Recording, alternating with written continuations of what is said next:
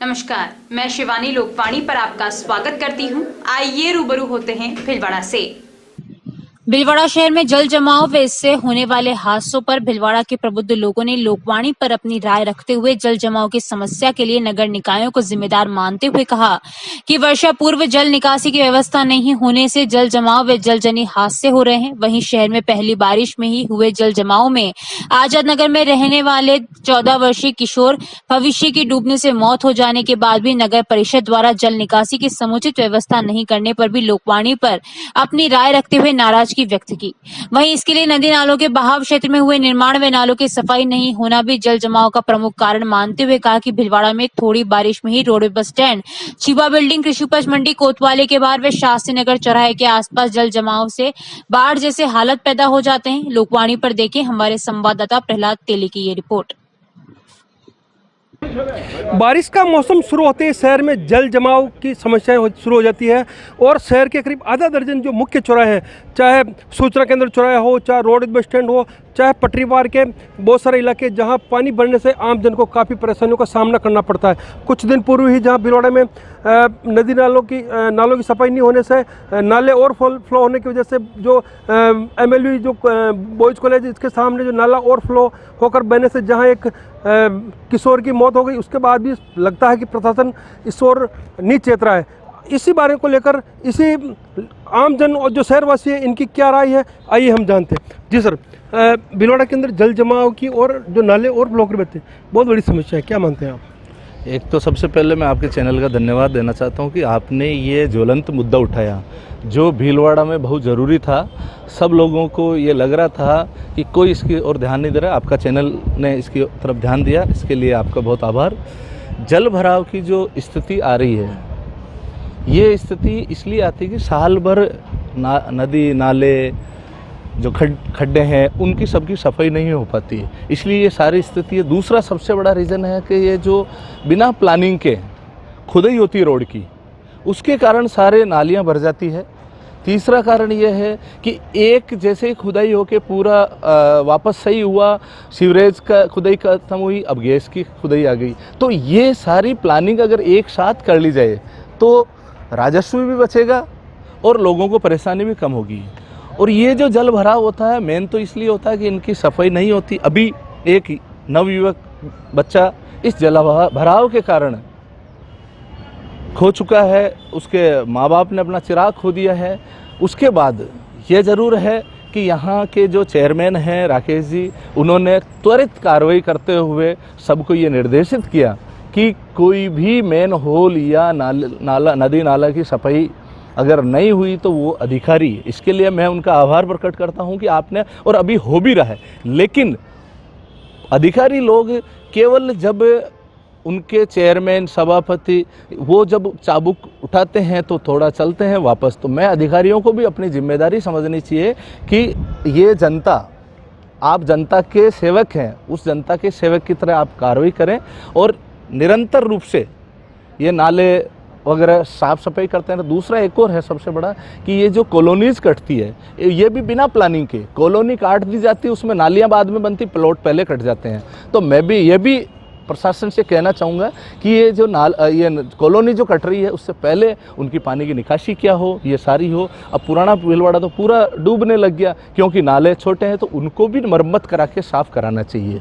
Ummed Singh Rathore, advocate. क्या कारण मानते हैं जल जमाव की समस्या को लेकर? सबसे बड़ी बात जो है कि जो हमारा टाउन प्लानिंग है वो यदि परफेक्ट है तो शहर के अंदर कभी भी ये समस्या नहीं आ सकती। अभी जो हमारा टाउन प्लानिंग सिस्टम है, जो टाउन प्लानर ने जो शहर का मैप दिया है और जो मास्टर टाउन प्लान है हमारा, उसके अकॉर्डिंग हम लोगों ने कोई अपना निर्माण कार्य नहीं किया है।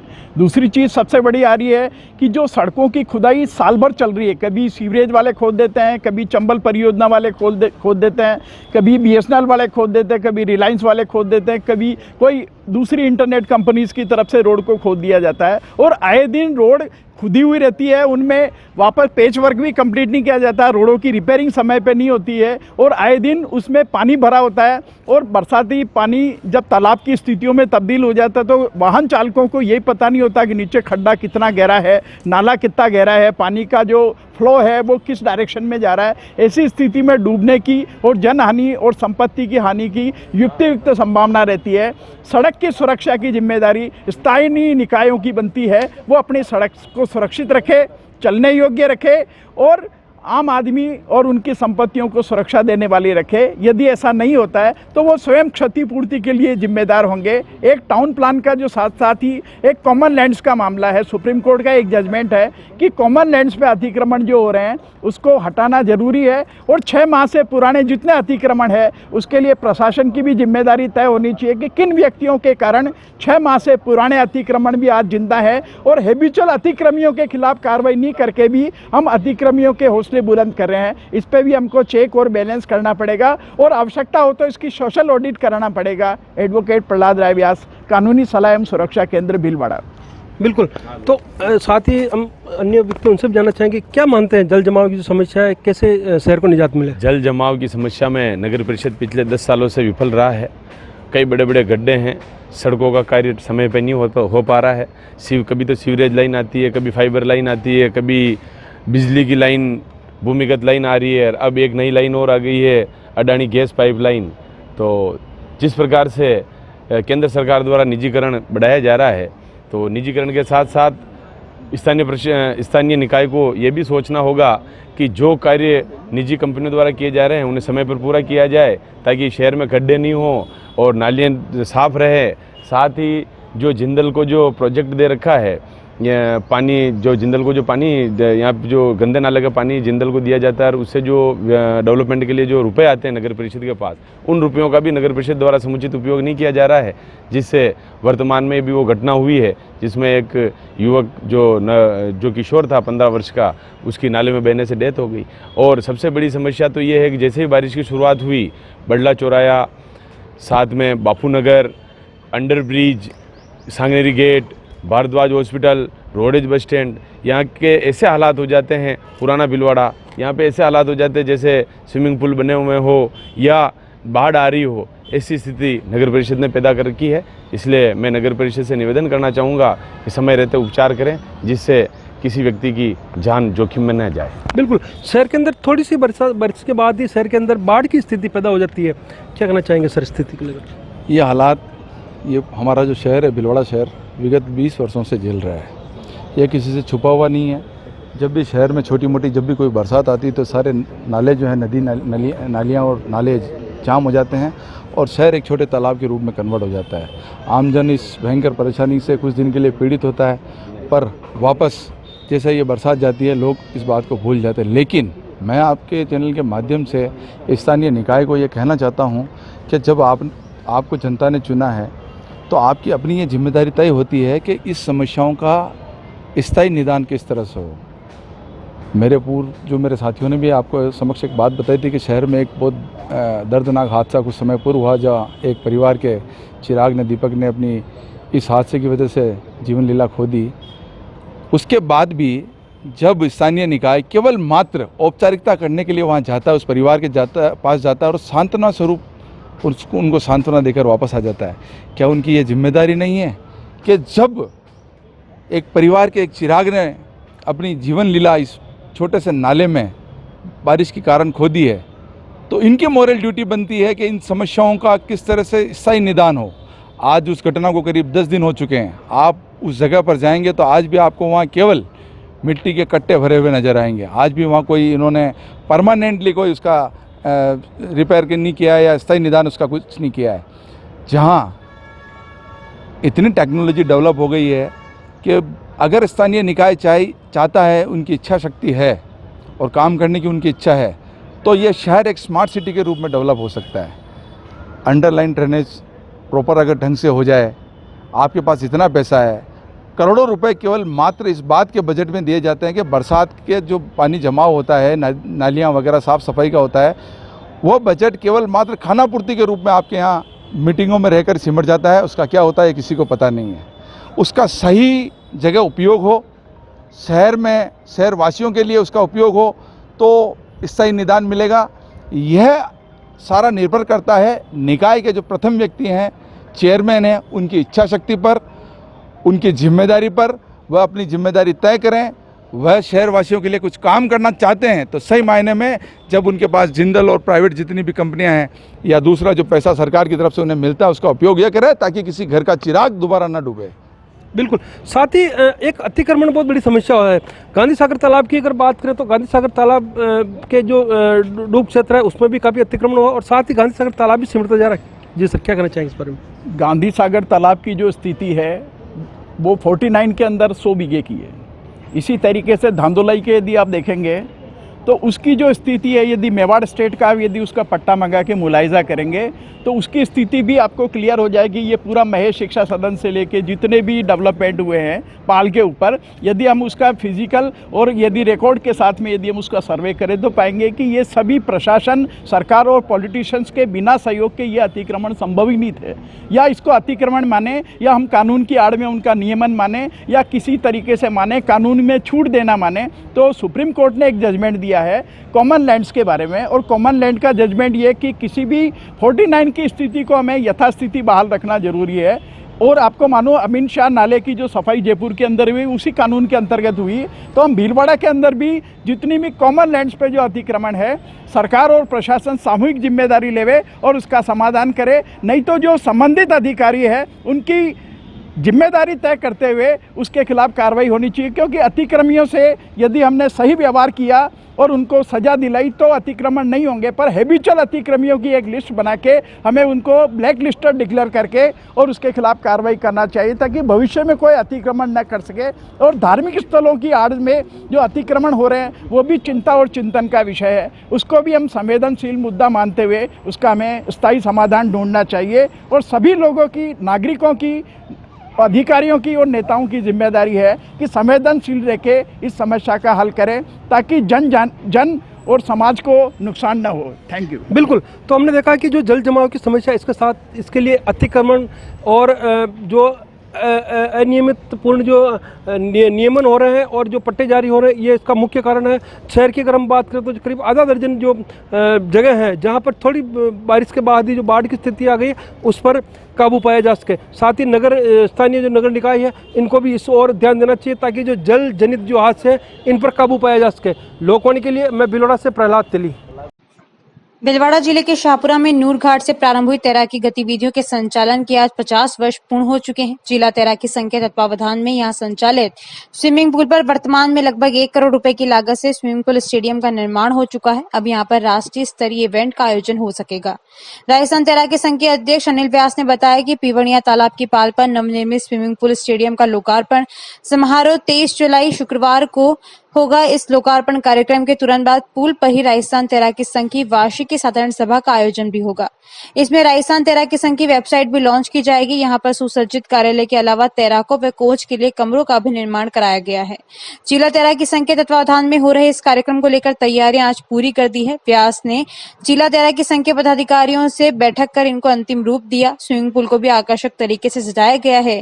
23 जुलाई को ही राजस्थान तैराकी संघ के प्रदेश अध्यक्ष अनिल व्यास की माता की स्मृति में राजकीय बालिका उच्च माध्यमिक विद्यालय में नवनिर्मित हॉल का लोकार्पण होगा। राजस्थान तैराकी संघ के अध्यक्ष अनिल व्यास ने शाहपुरा में बताया कि 23 जुलाई शुक्रवार को स्विमिंग पूल स्टेडियम का लोकार्पण होगा। लोकार्पण शाहपुरा विधायक एवं पूर्व विधानसभा अध्यक्ष कैलाश मेघवाल करेंगे। समारोह में मुख्य अतिथि के रूप में प्रदेश के कृषि मंत्री लालचंद कटारिया मौजूद रहेंगे। समारोह की अध्यक्षता खेल मंत्री अशोक चांदना करेंगे।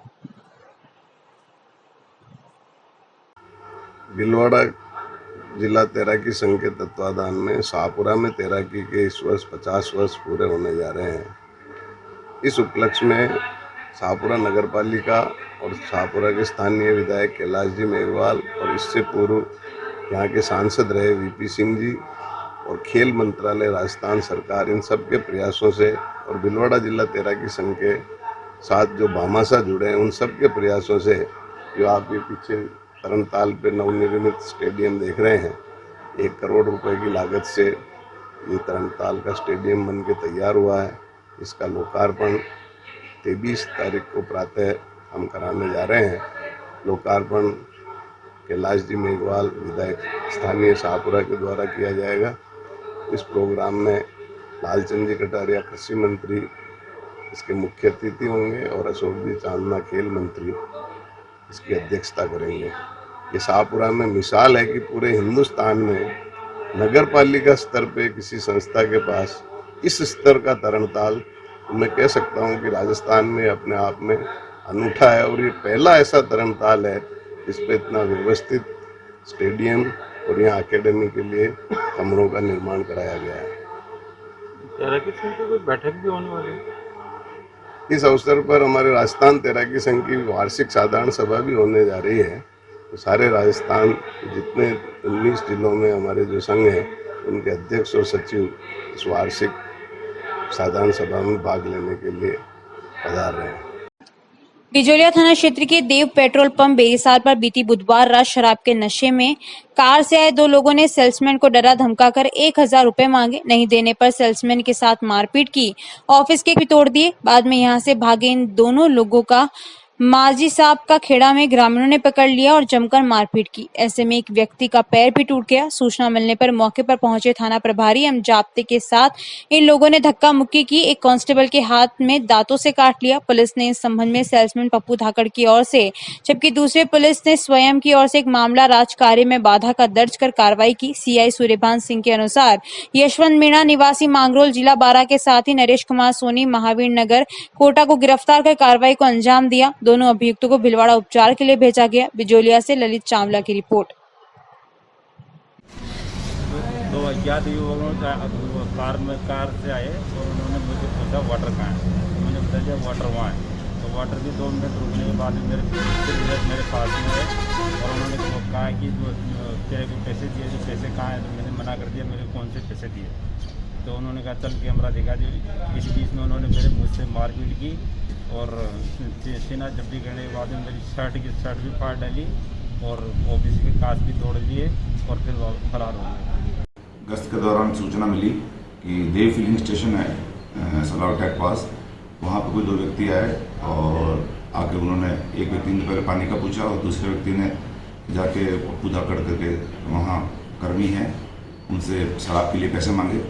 जब उन्होंने मना किया तो वो उनकी ऊपर वाली जेब से पैसे निकालने का प्रयास करने लगे, छीना झपटी करने लगे। इसी दौरान वो चिल्लाया तो और भी लोग वहाँ आ गए थे। जैसे कि और दूसरे सहकर्मी आए उनके, तब वो एक कचरा पात्र था, उस कचरा पात्र से एक आदमी की उसने आँख के पास दे मारी और फिर उसके बाद पेट्रोल पंप के जो गेट वगैरह है कांच के वो तोड़ दिए और तोड़फोड़ करने लगे। इसी दौरान उन्होंने उनके सेठ जी को भी फ़ोन किया था।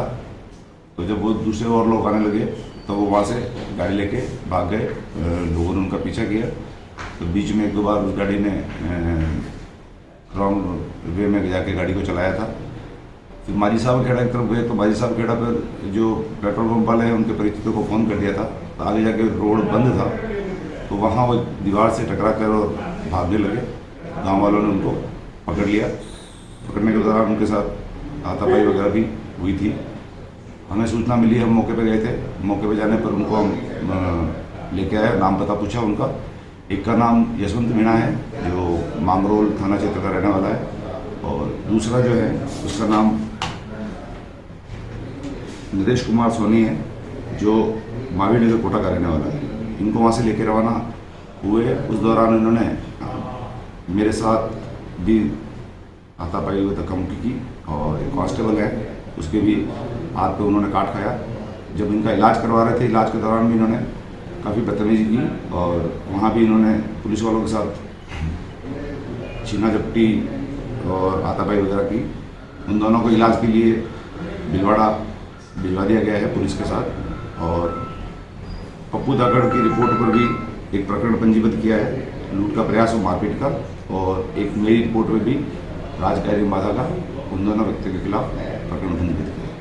तीर्थंकर की प्रतिनिधि तेरापन धर्म संघ के एकादशम अधिशास्ता परम पूज्य आचार्य महाश्रमण की पावन सनिधि में तेरापन के आद्य प्रवर्तक आचार्य भिक्षु का 296वां जन्मोत्सव एवं बोधि दिवस मनाया गया। महाश्रमण सभागार में आचार्य प्रवर ने कहा, तेरापन के प्रथम आचार्य वीर पुरुष आचार्य भिक्षु दृढ़ संकल्प शक्ति, आचार्य निष्ठा से साधना के मार्ग पर निरंतर गतिमान रहे। आचार्य भिक्षु का जीवन उनके कर्तव्य और व्यक्तित्व से और महान बन गया। उनके जीवन में कितनी विघ्न बाधाएं आई परंतु वे वे आत्म कल्याण के पथ पर डटे रहे।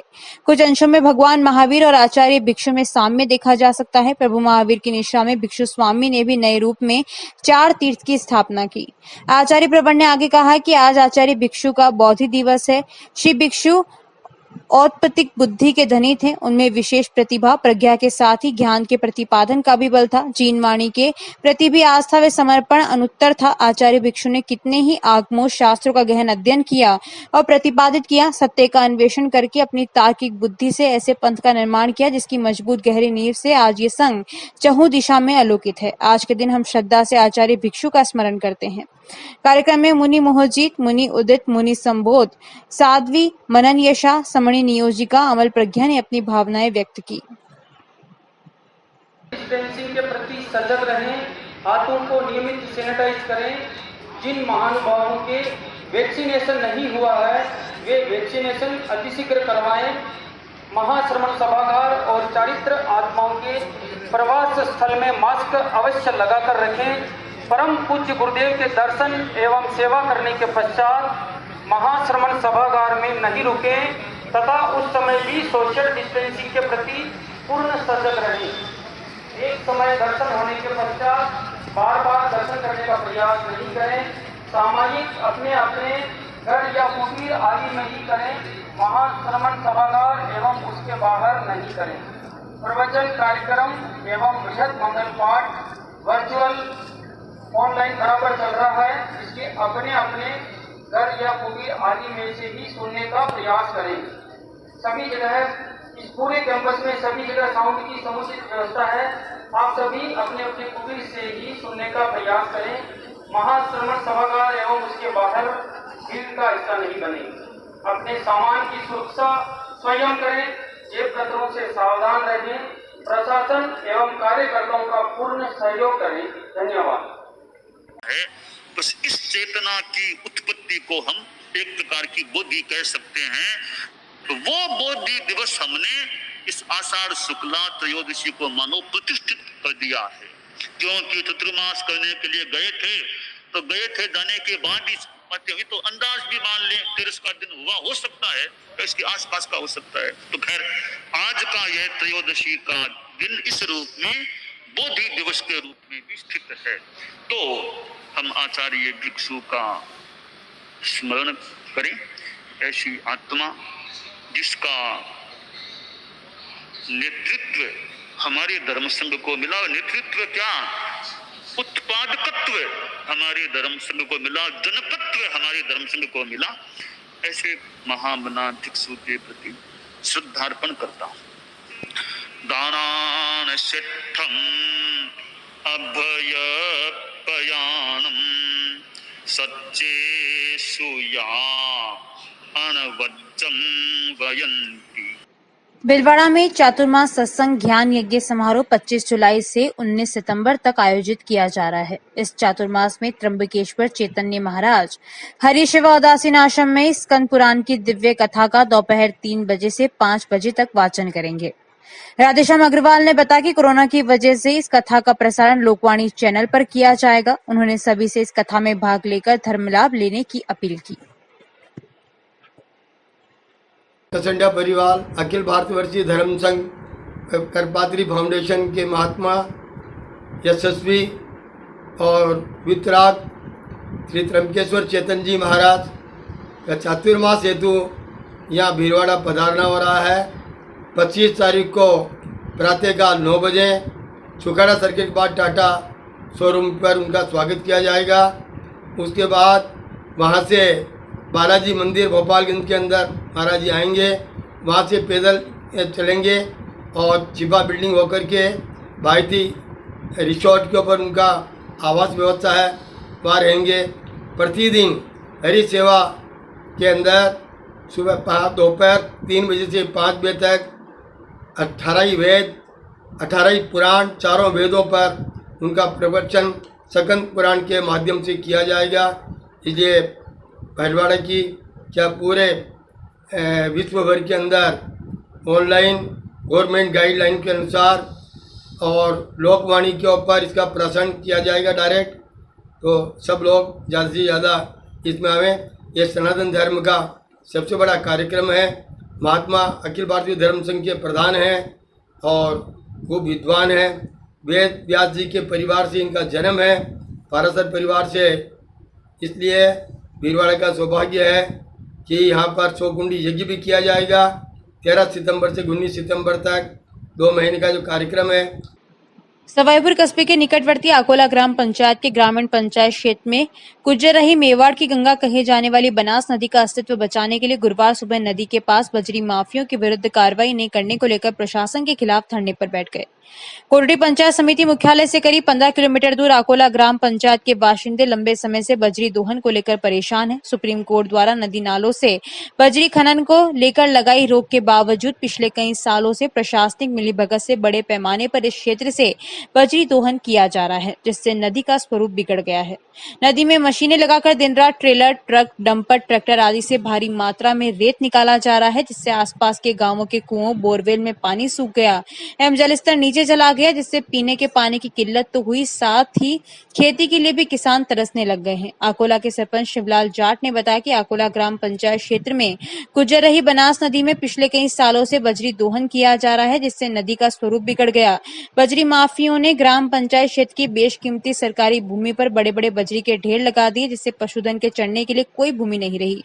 नदी के अंदर करीब 30 से 40 फीट तक गहरे खड्डे कर दिए हैं, जिससे नदी के किनारे किसानों के कुओं का जलस्तर घट गया, बोरवेल सूख गए, जिससे पेयजल का संकट भी गहराने लग गया, परंतु प्रशासन इस ओर कोई ध्यान नहीं दे रहा है। सरपंच का आरोप है उन्हें कई बार इसे लेकर प्रशासनिक अधिकारियों को अवगत कराया, लेकिन उन्होंने कोई सुनवाई नहीं की, जिससे बनास नदी में बजरी दोहन निरंतर जारी है। गुरुवार को प्रातः ही अकोला गांव के ग्रामीणों ने बाजार बंद करके पूरे गांव में ढोल बजाकर लोगों को एकत्र किया। सभी ग्रामीण शमशान घाट के पास टेंट लगाकर धरना देना शुरू कर दिया। ग्रामीण जमनालाल माली ने कहा कि बजरी माफियों के कारण उनके गाँव की बेशकीमती चरहगा भूमि को बर्बाद कर दिया है, लेकिन प्रशासन कोई सुनवाई नहीं कर रहा, जिससे क्षेत्र में आक्रोश व्याप्त है। धरने की सूचना देने के बावजूद कोई भी अधिकारी अकोला नहीं पहुंचा। वहीं पटवारी व गिरदावर मोहन सिंह राम ने मौका पर्चा बनाया।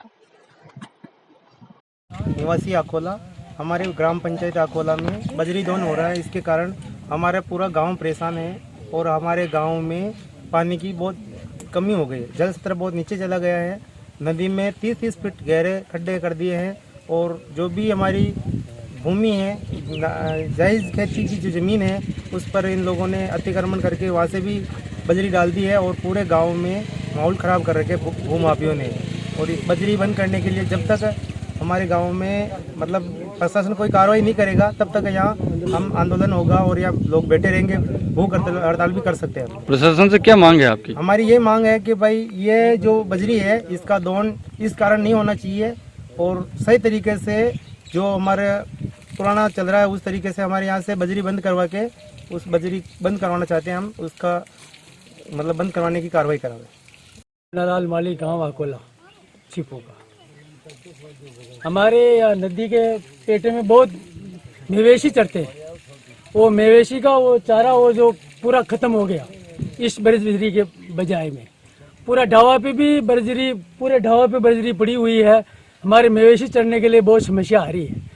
यहाँ नहीं तो चारागाह है, न कोई भूमि है, हमारी सहायता करे।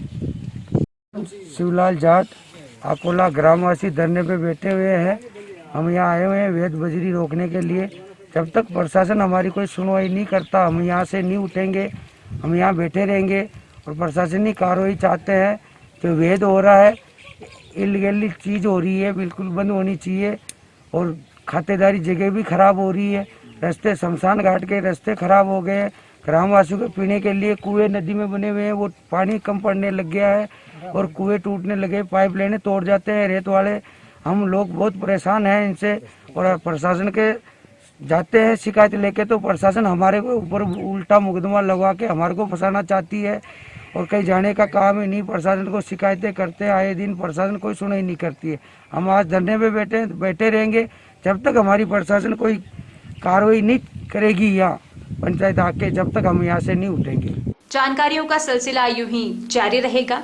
अभी लेते हैं ब्रेक। देव गार्डन रिसोर्ट नियर सोना resort, Sanganer road, Bhilwara.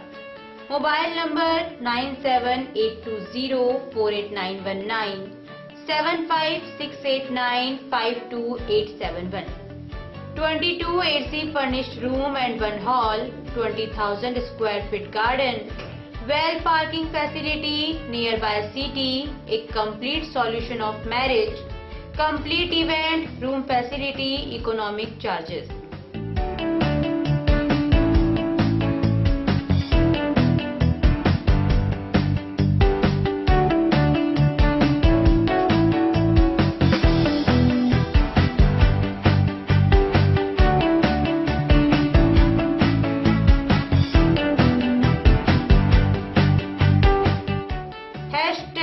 Multi-cuisine family restaurant, Indian food, Italian food, lunch, snacks, Chinese fast food, breakfast, dinner, Punjabi food.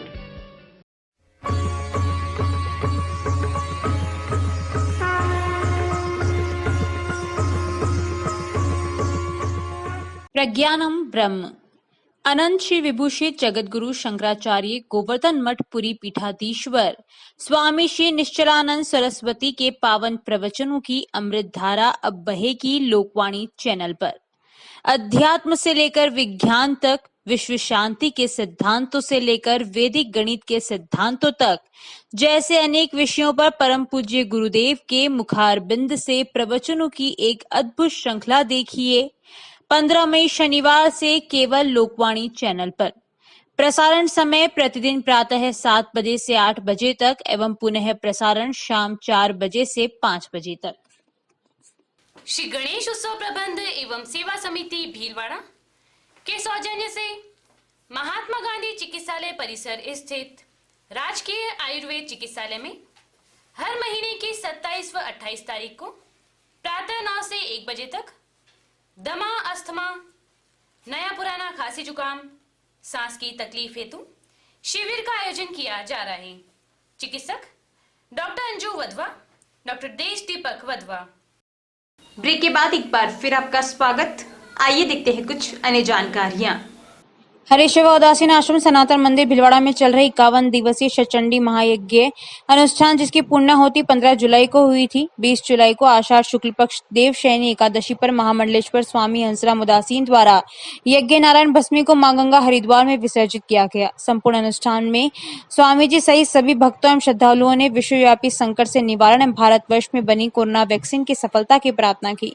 सुख चाहो तो सेवा करो, सुख चाहो तो सुमिरन करो के मूल मंत्र पर सभी को प्रेरित करने वाले महामंडलेश्वर स्वामी हंसराम उदासीन ने जानकारी दी कि यज्ञ नारायण भस्मी कलश का श्रद्धालुओं ने जगह जगह पुष्प मालाओं से स्वागत किया। उन्होंने बताया कि मानव कल्याण ही नहीं अपितु जीव मात्र के कल्याण के लिए हरिशिवा उदासीन आश्रम सदैव ही तत्पर रहा है एवं भविष्य में भी इस तरह के प्रकल्प करता रहेगा।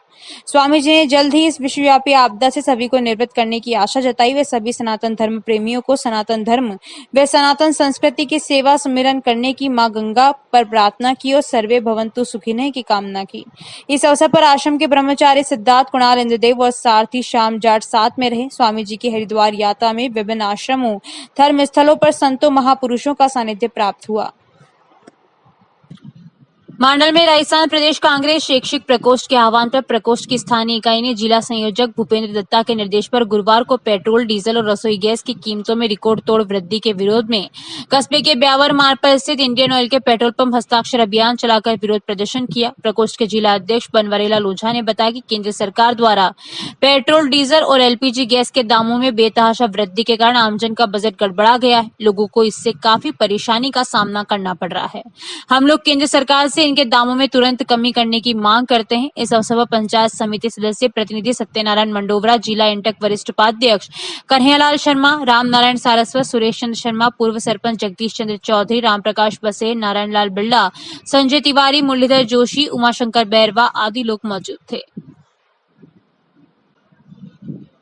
श्री गणेश उत्सव प्रबंध एवं सेवा समिति व आयुष चिकित्सालय महात्मा गांधी के संयुक्त तत्वावधान में 7 दिवसीय पाइल्स भगंदर रोग शिविर लगाया गया, जिसमें 90 रोगी लाभान्वित हुए।